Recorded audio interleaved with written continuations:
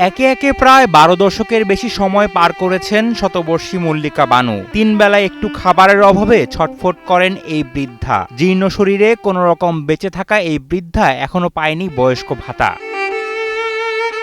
কিশোরগঞ্জের কটিয়াদী উপজেলার সশ্রম ধুলদিয়া ইউনিয়নের ৯ নং ওয়ার্ডের বাসিন্দা মল্লিকা বানু। স্বামী মোহাম্মদ হাসু ৪৫ বছর আগে মারা যায়। ৩ ছেলে এবং ১ মেয়ের জননী মল্লিকা বানু থাকেন তার হতদরিদ্র ছেলে কাদির মিয়ার ঘরে। কিছু তো হয় না, কারবার কিছু কারবার তাই হয় না। খ্রিস্টান তো মূল্য জিনিস তো কই না, ধরে ধরে কই না, কোথায় কোথায় দিব এর লাগে কই না কষ্ট মাঝে না কষ্ট আল্লাহ দিন কেউ জানে না। ছেলের অভাবের সংসার ঠিকমতো না চললেও সাধ্যমতো বয়স্ক মাকে দেখাশোনা করছেন।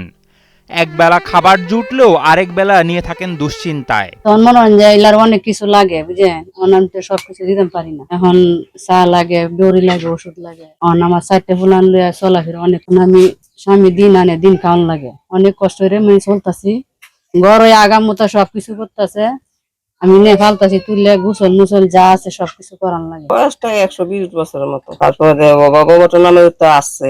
এক্সট্রিম মশার কয়েল প্ল্যান্ট ফাইবার দিয়ে তৈরি, তাই সহজে ভাঙে না, সুগন্ধিযুক্ত ও নিরবিচ্ছিন্নভাবে জ্বলে। ডেঙ্গু, চিকুনগুনিয়া বাহি সহ যে কোনো মশার বিরুদ্ধে দেয় এক্সট্রিম সুরক্ষা। এই মানুষের দেয় কিছু এইভাবে দিন যা একটা পুতায় দেখুন একটু কামলা কাটি কারো যে ভূত আছে 5টা যে ভূত আছে হেরো এভাবে দিন যা কষ্ট মতো দিন যা অনেকদিন ধরে আমরা ছোট সময় দিয়ে কষ্ট করে। শতবর্ষী মল্লিকা বানুর বয়স্ক ভাতা ও অন্যান্য সহযোগিতা নিশ্চিতে উদ্যোগ নিবে বলে জানায় উপজেলা প্রশাসন। 100 বছরের ঊর্ধ্বে আসলে সে অনেক আগেই বয়স্ক ভাতার আওতায় আসা উচিত ছিল তার।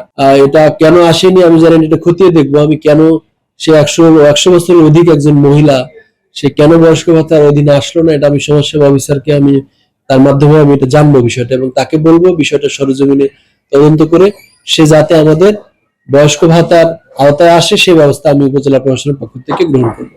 এটা আমরা উপজেলা প্রশাসনের পক্ষ থেকে আপনাকে নিশ্চিত করছি, আমরা তাকে বয়স্ক ভাতার আওতায় নিয়ে আসবো।